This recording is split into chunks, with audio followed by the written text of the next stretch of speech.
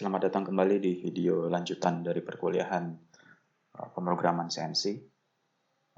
Di video kali ini kita akan membahas G-code yang cukup menarik. Jadi G-code yang akan kita bahas kali ini adalah G-code yang memiliki kemampuan untuk menduplikasi G-code di bawahnya. Jadi kalau Anda mau membuat suatu bentuk yang berulang, Anda hanya perlu membuat satu G-code, kemudian Anda bisa arahkan pahat itu ke posisi yang lain, ya di CNC 3 aksis, misalkan di posisi awal Anda sudah misalnya bikin kotak ya, kemudian Anda mau bikin kotak lagi di posisi yang berbeda. Nah, dengan G-code ini yang akan kita bahas ini, kita tidak perlu membuat ulang G-code dengan mempertimbangkan koordinat yang berbeda gitu. Jadi posisi awal kita pindahkan, koordinatnya beda. Berarti kita harus menyesuaikan lagi. Nah, dengan G-code ini kita bisa menduplikasi gerakan pahat pada posisi awal tersebut, kita tinggal arahkan ke posisi yang baru. Jadi kelebihannya kita bisa lebih menghemat memori dari mesin CNC-nya. Jadi menghemat blok ruangan, ya, program, jadi nggak begitu banyak programnya dan lebih efisien. Oke, nah program tersebut kita sebut sebagai program subroutine. Jadi program subroutine itu merupakan bagian dari program utama yang bertujuan untuk mengurangi jumlah blok dalam suatu program. Fungsi subroutine adalah untuk membuat bentuk yang sama pada benda kerja pada posisi yang berbeda. Gitu.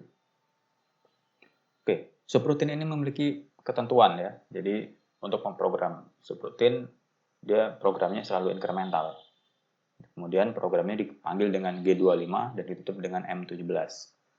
Program subroutine ditulis pada blok setelah M30.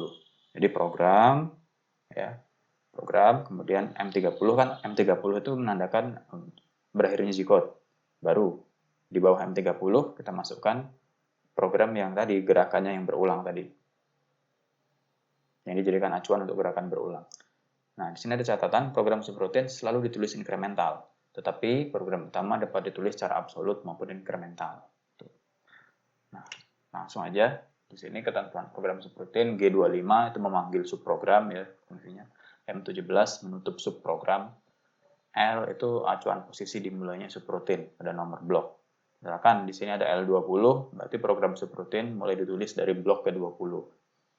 Tuh.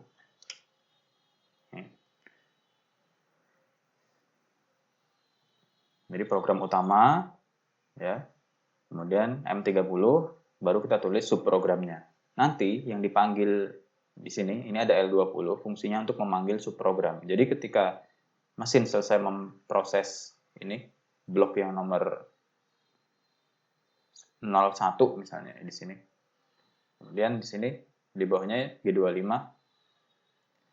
lihat L20. Nah, artinya di blok yang ke-12 ini dijalankan program yang ada di baris 20 ini. Nah, contohnya seperti ini. Di sini saya pakai program incremental ya.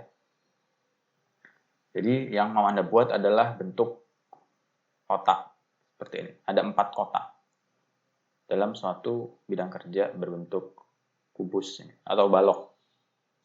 Nah, berbentuk balok. Nah, subroutine itu digunakan untuk membuat ini aja, gerakan kotak ini. Jadi kita akan memindahkan pahat dari satu posisi ke posisi yang lain tanpa membuat ulang program yang berbentuk kotak.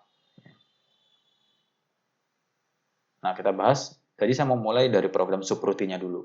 Di sini, kolom 20. Ini kan kolom G-code-nya ya. Ini 0001 sampai 26. Nah, kita mulai dari di sini dulu, kita bahas subroutine-nya. Jadi, gerakannya G01, G01, X00, kemudian Z-nya minus 300. Ya, gerakannya itu minus 300. Oke, pahatnya turun, kemudian dia bergerak 20 mili. 20 kali 100, maka jadi 2000 di sini. Penulisannya 2000, aslinya gerakannya 20 mili. 2000 ke arah X positif, ya, berarti ke kanan. Oke, kemudian next dia ke arah Y positif 2000, ya, ke atas, kemudian ke arah X negatif 2000. Kemudian sini Anda lihat 2000, 2000, 2000. Nah, Setelah itu 24 ya ke arah Y ya. Ke arah Y negatif, ini 2000 di bawah ya. Setelah itu ke arah Z positif 300. Nah, jadi pahatnya diangkat lagi sebanyak 3 mili. Nah, sekarang kita udah clearkan subproteinnya. Oke, berarti gerakan untuk membuat kotak itu adalah dari blok 20 sampai blok 25. Oke, sekarang kita masuk ke program inti.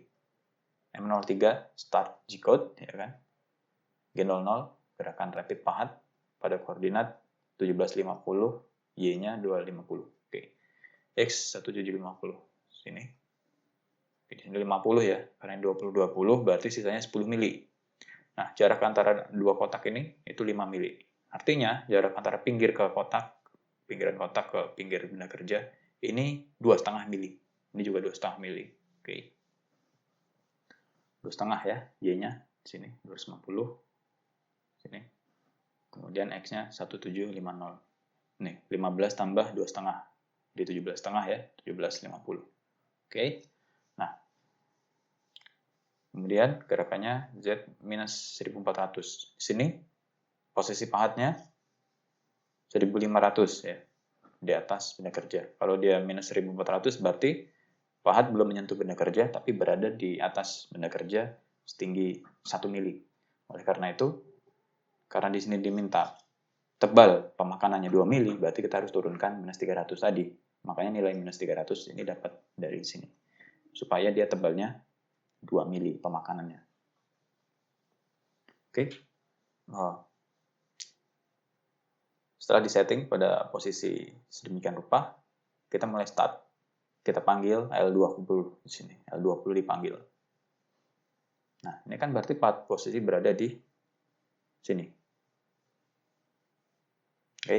Kemudian subroutine mulai, dia bergerak 20 kali 20 ke kiri, negatif ya. Kemudian ke arah Y negatif. Jadi membuat satu kotak. Oke, setelah selesai, program utama Anda perhatikan. Nah, setelah selesai, di kolom nomor 4, ini G00 artinya gerakan cepat pada koordinat 2500 ya, untuk X-nya. Jadi posisi ini dia masuk 2500. Karena ini jaraknya 20, kemudian ini 5 mili, nah makanya hasilnya 25 mili. 25 kali 100, dan 2500. Nih. Berarti pahat bergerak ke arah X positif sebanyak 25 mili. Nah, ketika sudah sampai di titik ini, di titik koordinat untuk kolom yang ini, kotak yang kedua, dipanggil lagi programnya. Panggilnya dengan menggunakan G25, kemudian di kolom F dituliskan L20. Ini lokasi subroutine. Setelah itu, pahat kan sudah bekerja. Posisinya ada di sini. Maka diarahkan lagi untuk pembuatan kotak yang ketiga. Karena ini incremental, diarahkan pada jarak minus 25.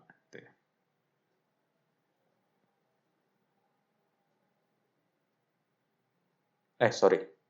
Ini, yang ketiga ini ya, Y, 2500 ke atas. Ini. Atas. Kemudian subroutine berjalan lagi. Setelah selesai, ya, kemudian diarahkan di sini ke X negatif di sini. Minus 2500. Kemudian dipanggil lagi subroutine-nya, seperti tadi gerakannya membuat kotak. Nah, setelah itu gerakan rapid sejauh Z, ya, Z positif di 1400. Artinya pahatnya dinaikkan dulu. Jadi setelah terbentuk 4 kotak ini, kemudian pahatnya berada di posisi 1400. Nih. Z 1400 naik ke atas. Posisi awal lagi ya, posisi awal lagi. Berarti posisinya seperti posisi awal dengan ketinggian 15 mili di atas permukaan benda kerja. Setelah itu, pahat digerakkan ke posisi X, Y, Z pada nomor 11 ini. Itu Y minus 2750 dan X-nya minus 1750. Kembali ke posisi awal. Nah, setelah itu, M30 mengakhiri program. Gitu ya. Oke. Jadi, itu adalah program subrutin. Subrutin, di sini G25 memanggil fungsinya untuk memanggil subprogram, M17 untuk menutup subprogram dan kembali pada program utama. Kemudian ada L, itu ada acuan posisi dimulainya subrutin pada nomor blok. Di L, spasi, ya, nomor bloknya berapa? Sini. Kalau L20 berarti subrutinnya kita mulai di baris ke-20. Gitu. Sangat mudah, semoga bisa dipahami, dan selamat belajar. Sampai jumpa di video berikutnya.